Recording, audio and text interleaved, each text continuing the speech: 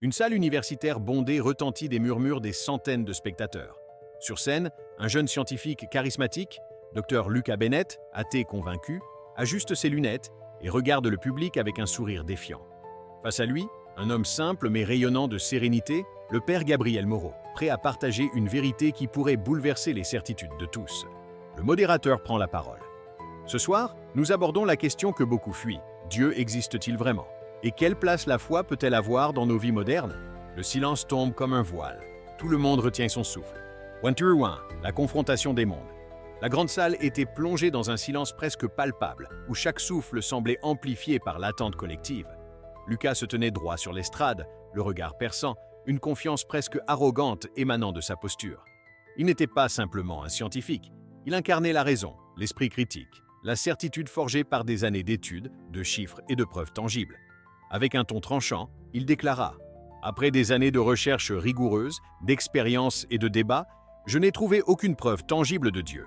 Tout cela n'est que superstition, un héritage de peurs anciennes que l'homme s'invente pour apaiser ses angoisses. » Une onde de murmures parcourut l'auditoire.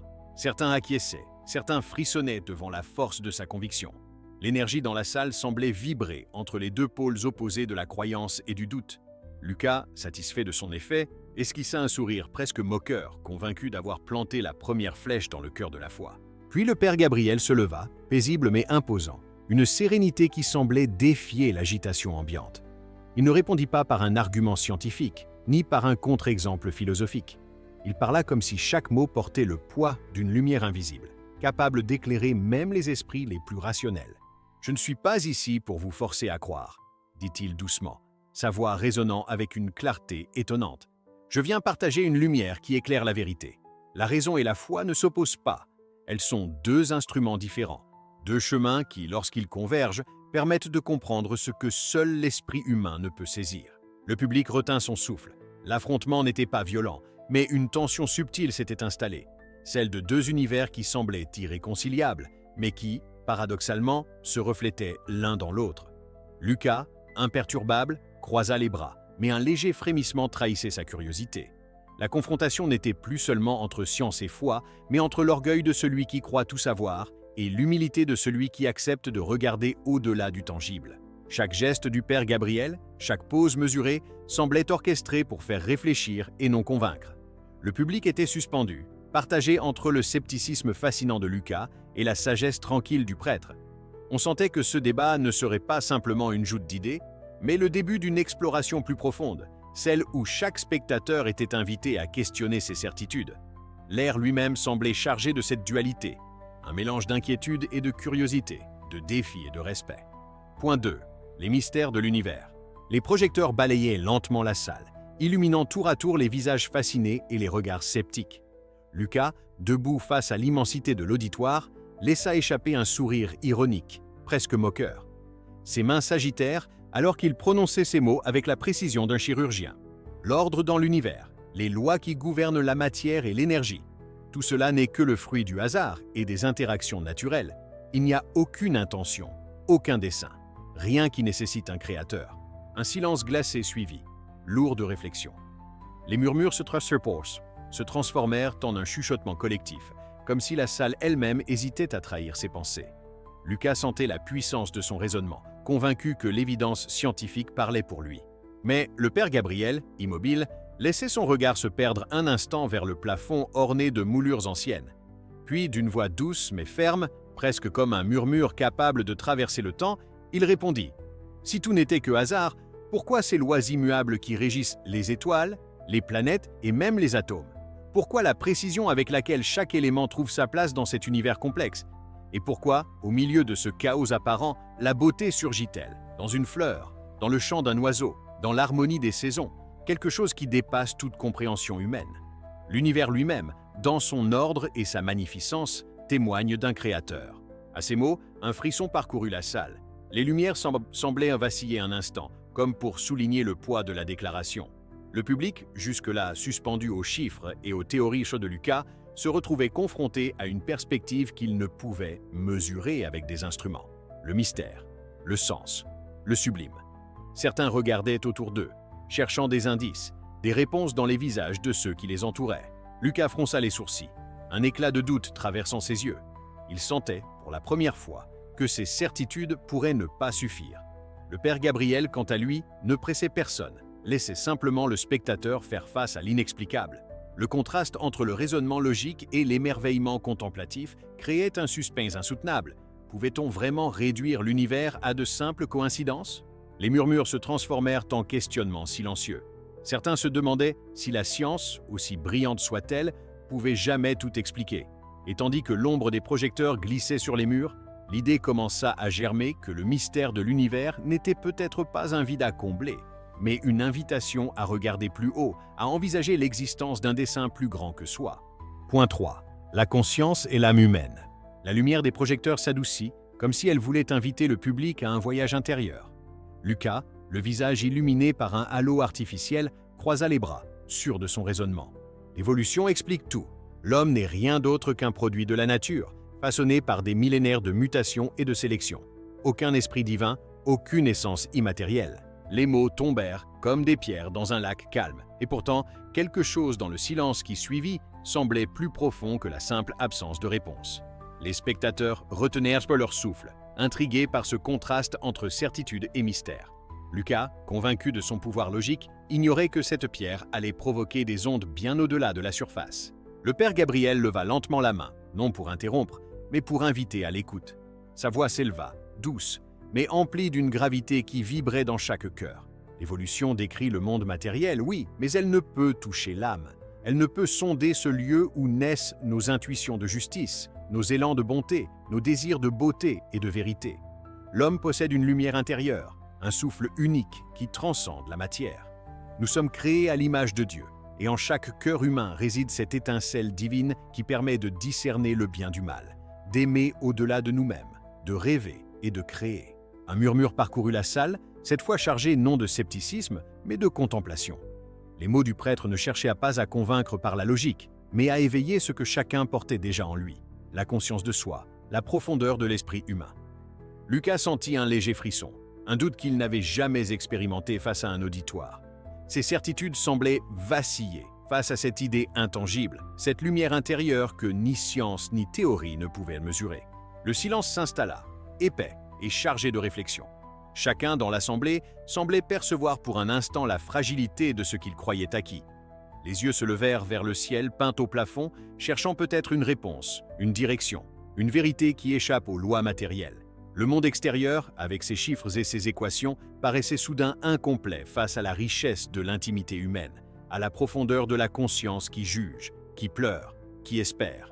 Dans ce calme presque sacré, la confrontation entre raison et foi changea de nature. Elle n'était plus seulement un débat intellectuel, mais un miroir reflétant la complexité de chaque âme. Et à travers ce miroir, chacun pouvait entrevoir que la science, aussi brillante soit-elle, ne pouvait embrasser totalement le mystère de l'esprit humain, cette essence que seul Dieu pouvait avoir déposée au creux de chaque cœur. Point 4. La morale et l'amour. La lumière de la salle semblait se densifier, comme si chaque rayon de projecteur pesait sur les épaules des orateurs et du public. Lucas, ferme, la voix teintée de défi, lança son argument avec une conviction presque palpable. On peut être moral et aimer sans croire en Dieu. La bonté, l'altruisme, la justice, tout cela peut exister indépendamment de toute foi. Un léger murmure s'éleva dans la salle. Certains hochements de tête approuvèrent la logique. D'autres frémissaient, sentant que l'air même vibrait d'une tension invisible. Lucas croisa les bras et fixa l'auditoire avec un éclat de défi dans les yeux, convaincu que sa position, rationnelle et implacable, emporterait l'adhésion. Mais le père Gabriel ne se pressa pas.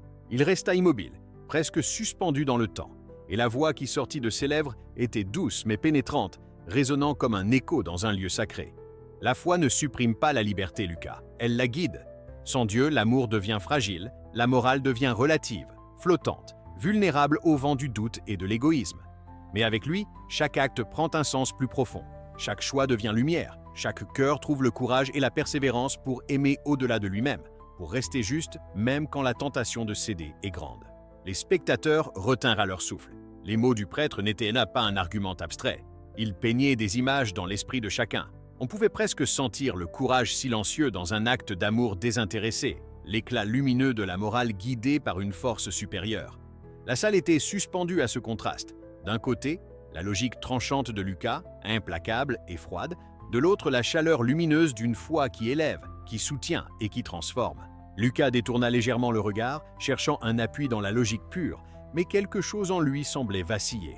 Le silence s'installait comme une pression tangible, lourde de questionnements que ni chiffres ni raisonnement ne pouvaient dissiper. Les spectateurs, captivés, fixaient les visages des deux hommes, attendant une étincelle, une réaction, une fissure dans l'armure de certitude. Certains sentaient au fond d'eux un écho, un rappel que l'amour véritable et la morale ont besoin d'un fondement solide pour ne pas se perdre. Les caméras semblaient absorber chaque mouvement, chaque respiration, rendant chaque instant plus dense, presque palpable. Et dans cette tension presque dramatique, il devenait clair que la confrontation n'était plus seulement intellectuelle, elle touchait quelque chose de profond dans l'âme humaine, cette quête incessante de sens, de courage et de lumière. La salle retenait son souffle, suspendue entre l'éclat froid de la raison et la chaleur lumineuse de la foi. Point 5. Le bouleversement. Le silence dans la salle était devenu presque sacré. Les murmures s'étaient tus, les respirations s'étaient ralenties et tous les regards convergeaient vers Lucas. L'homme, autrefois implacable dans sa certitude scientifique, baissa les yeux. Un frisson passa sur ses épaules, une émotion qu'il n'avait jamais reconnue jusque-là. La voix qu'il laissa échapper était tremblante, fragile, mais d'une sincérité bouleversante. J'ai toujours pensé que la foi était une faiblesse, mais ce que vous dites résonne en moi comme jamais auparavant. La salle sembla retenir son souffle, consciente que quelque chose de rare et précieux se produisait sous ses yeux. Père Gabriel s'avança doucement, posant une main réconfortante sur l'épaule de Lucas. Sa voix était douce, mais chaque mot semblait pénétrer l'âme. Dieu ne ferme jamais sa porte. Il t'attend, Lucas, mais il désire que tu viennes par ton propre choix, librement, avec un cœur sincère. Les yeux de Lucas s'humidifièrent. Pour la première fois, il ne parlait pas pour convaincre ou pour débattre, mais pour accueillir. Chaque mot qu'il prononçait semblait sortir du plus profond de son être. « Montrez-moi, guidez-moi. Je veux connaître Dieu.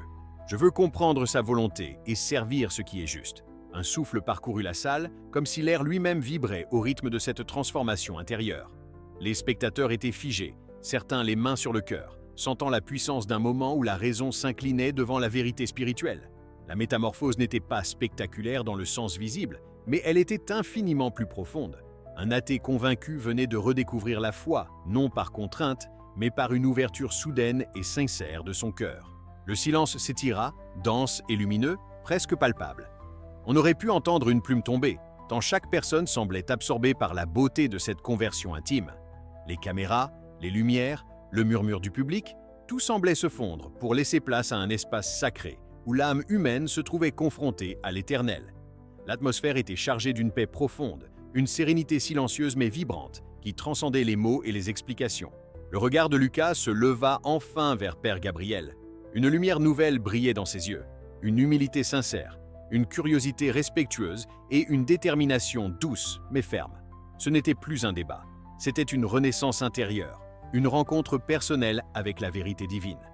Le spectateur ressentait cette transformation, comme une vague tranquille qui se répand dans l'esprit, rappelant que le cœur humain peut être touché de manière inattendue et durable.